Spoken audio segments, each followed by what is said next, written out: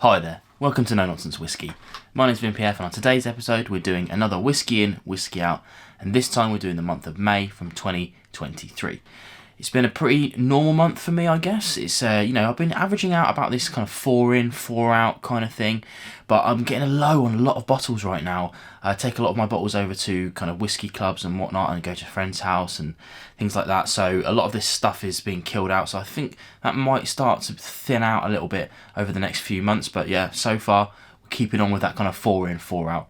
You know the format by now, guys. I do roughly, like this time around, it's going to be 4 in, at random in front of me, and then the 4 out, and I'll cover them in kind of any order that I pick them at, give you my honest opinion, especially of the ones that I've covered.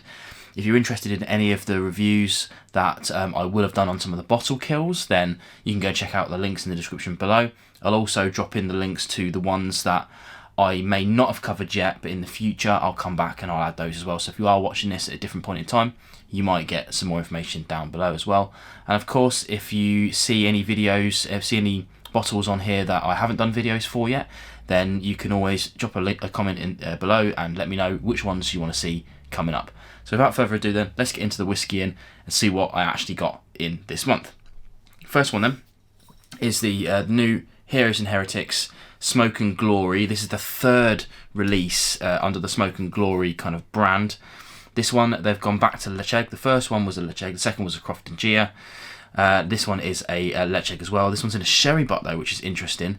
12 years and a pretty good price as well. But again, yeah, I've already covered this, so you can go check out the video for that. But I am a huge fan of the Smoke and Glory branding from Heroes and Heretics. They're doing some really excellent casks there. So whenever a new one comes out, I'm always super happy. I've moved the camera around a little bit so that I can get these on the table. But I haven't actually tested that out, so I'm going to just plonk that there and see how we get on.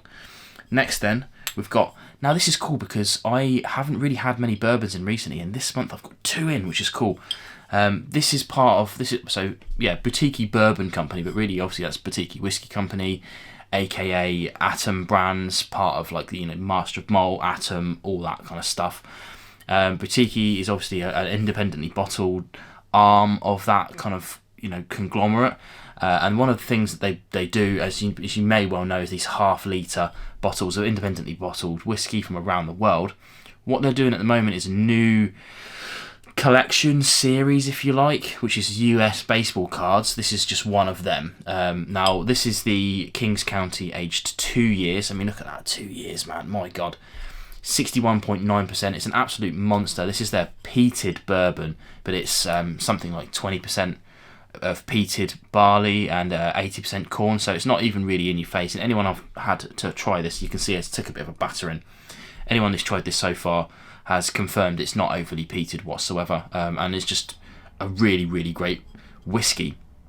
Also, I got a sample pack from these guys as well, so I've got 5 of the other ones in this range, and I'm going to be doing a kind of sample Saturday of that in the near future. I don't know, well, I'm not going to say this Saturday, I've got a lot of videos coming out this week, but maybe next Saturday after that. So I'll do a bit of a rundown of them, and I might even include this again just so that you can get a kind of bigger breadth of it anyway. But yeah, again, I've covered this one already, so if you want to go check out my comments on that, then please do. But not cheap at a half litre, I think 90 odd quid, which is very expensive. If you round that up to a full bottle, it's not cheap, but Kings County especially are not cheap in the UK. And I don't think they're cheap over in the US either, but I don't know that for sure. Quality liquid though, really enjoying that. That's fit in there quite nicely. Second then on the bourbon train, we've got a bottle of the Elijah Craig, and this is the small batch. Now I haven't had an Elijah Craig in ages. Obviously I haven't done the video for this yet, but I think I'm probably going to do this one pretty quickly. They're calling themselves the father of bourbon, so it's probably a good opportunity to do that for Father's Day, maybe in the UK at least. That's coming up in a week or so.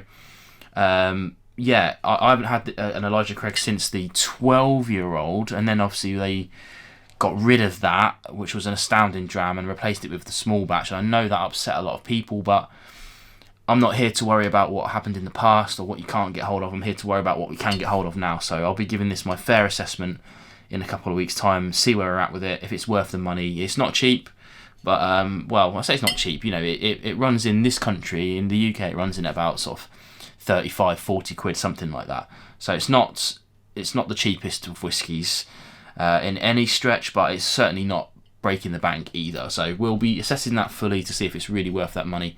But yeah, if you're watching this in the future, again, links in the description below. So yeah, bourbon's in for a change, which is great, because a few years ago I went on a real bourbon kick when, probably this must be about 5 years ago now, when bourbon wasn't that difficult to get hold of in the UK. You can still get hold of good bourbon in the UK, but you do have to pay a premium for it, or you have to kind of know some people who might bring it over for you, do a bit of muling or whatnot. But yeah, we don't get nearly as good quality prices as you guys do in the States, but you know, that swings and roundabouts. Obviously we get Scotch a bit easier over here as well, the ones that aren't exported, so it happens, you know, which is probably why my channel has become a little bit more sort of UK focused over the last couple of years, just purely because of availability. It happens.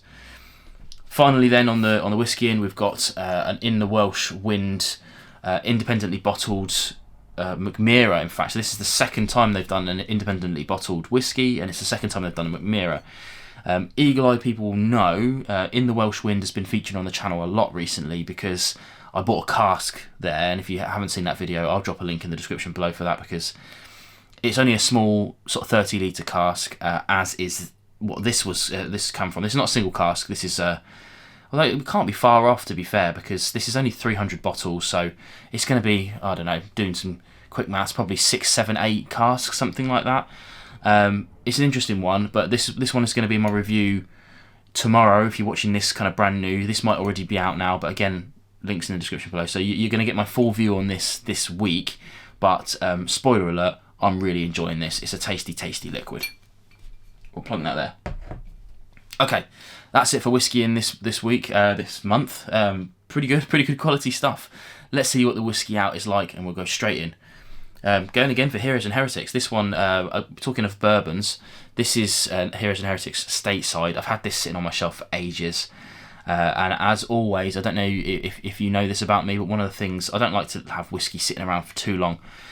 The higher up in the bottle it is, the longer I am okay leaving it, and the lower it gets, the more it needs to be killed.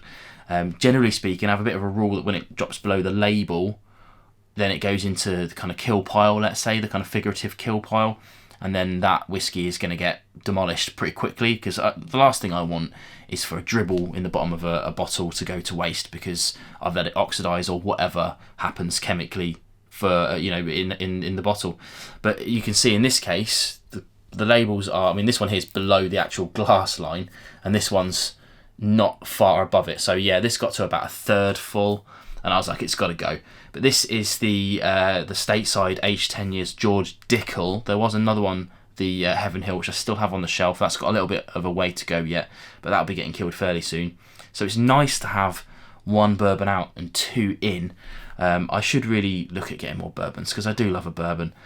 I love it gets a bad rap in the UK. You know, sorry to my US guys watching, but bourbon does get a fairly bad rap in the UK because people hold Scotch on a bit of a pedestal, I think, and people complain that there's not enough variety in bourbon, and it's just not true. It's just not true.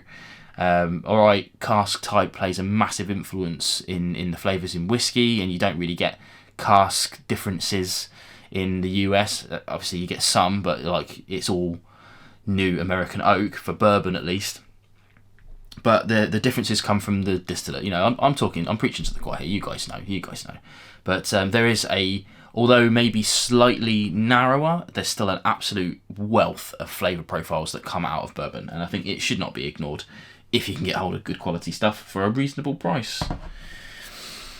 Going to the other end of the spectrum then, we've got the Toves. I never really nailed down how to pronounce this. Toves, Isla. Obviously covered this one fairly recently.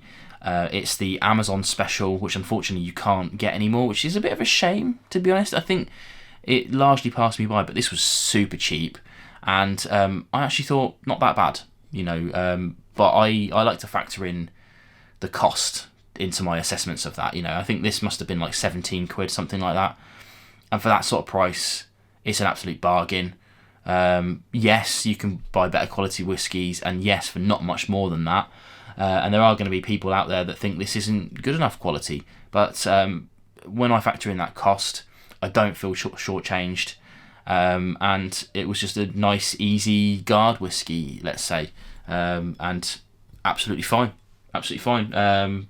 Yeah, it's not going to win any awards. Well, I don't know. To be fair, some of these award programs are pretty tenuous at best, but it was pretty good. I'd happily buy that. I think happily buy that.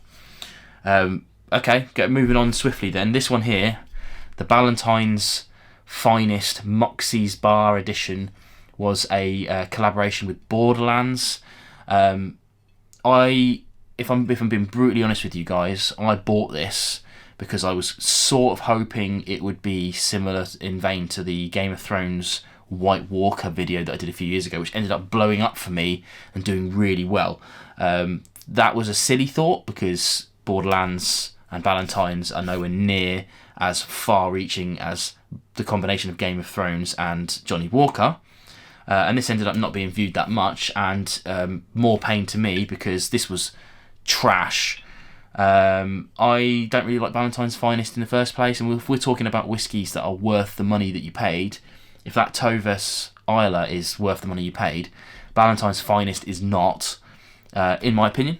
I didn't like it. This is really just that exact same whiskey with a horrible another red flag on it, which is this disgusting plastic wrap on it, which is what gives it its Moxie vibes. I'm very cynical about it. It's a very cynical whiskey. I wish I hadn't bought it, to be honest, and it was a genuine struggle to finish the bottle of this, because it's got to go at some point, right? And I kind of forced it down myself to make sure it was gone. I'm loath to tip a whiskey. Very, very, very, very few occasions would I actually tip a whiskey. I was very close to giving this away, but anyone I asked if they wanted it or not did not want it. Yeah, I try things so you don't have to. This is one of those.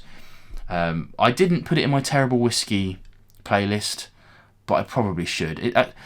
It was drinkable. I think that's the reason why I kept it out of that playlist. It was drinkable enough, and I obviously finished the bottle, whereas bottles that I've had to tip away have gone into that. So, yeah, rubbish. Finally then, we've got another one that's been sitting around on my shelf for a while and waiting to be killed. This is the Samuel Gulliver's & Co. England No. 6. Now, I've been covering a couple of these guys. They've done a couple of bottles. They're an English brand covering English whiskies, independently bottled whiskies. They've done Cotswolds. They've done the English distillery, St George's Distillery. And this one was a kind of, well, don't say a collaboration, but it was made in the same vein as the rugby team. Official Whiskey of England Rugby, I think it is. It says on here. I didn't sort of corroborate that, but it's finished in rum cask, and that gave it a really nice twist. This one, I tried to keep myself away from it as long as I could, but it ended up getting killed. It was just an all-round lovely whiskey, good quality English whiskey mixed in with some rum casks. It was interesting enough to keep me going, and it's a shame it's gone, but like I said earlier, I do like to kill whiskies. I don't like to keep them hanging around. Whiskies were made to be drunk, not to be ornaments. High horse, but yeah, that's just me. There you go. That's my Whisky In Whisky Out for this month. Bit of a quality month. I've enjoyed the whiskies I've drank this month. I've enjoyed the whiskies I've got in this month. As I said earlier, whiskies out might change a little bit coming up because my kind of, let's say, drinking habits have changed a little bit. So I've been killing less bottles. But what that means is that a lot of my collection is going down at the same time, which is why I had so many over the last sort of 6 months. It's been roughly 4 a month, but that's because that's what happens. It goes down to like 20% of my collection gets down too low. They all go in the bottle kill queue.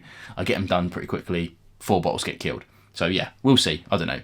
Maybe next month there won't be so many bottle kills, but that's me. Again, as always, I love to hear what you guys have got in and got out this month. Let me know in the comments below. Let me know what you thought of the bottle kills this month, and let me know which whiskies you want to see videos for sooner. I've covered a couple of them already, and the other ones will probably be coming soon anyway. So yeah. Anything else you want to talk about, let me know in the comments below. Of course, you can email me and get me hold on anything at all, and Discord as well. There's a link in the description below for Discord. Make sure you join me on that. But in any case, I'll see you more videos coming soon, and I'll catch you again with more Drams. My Dram is here, which is going to be my review that I'm going to be recording next. So I'll see you soon. Cheers.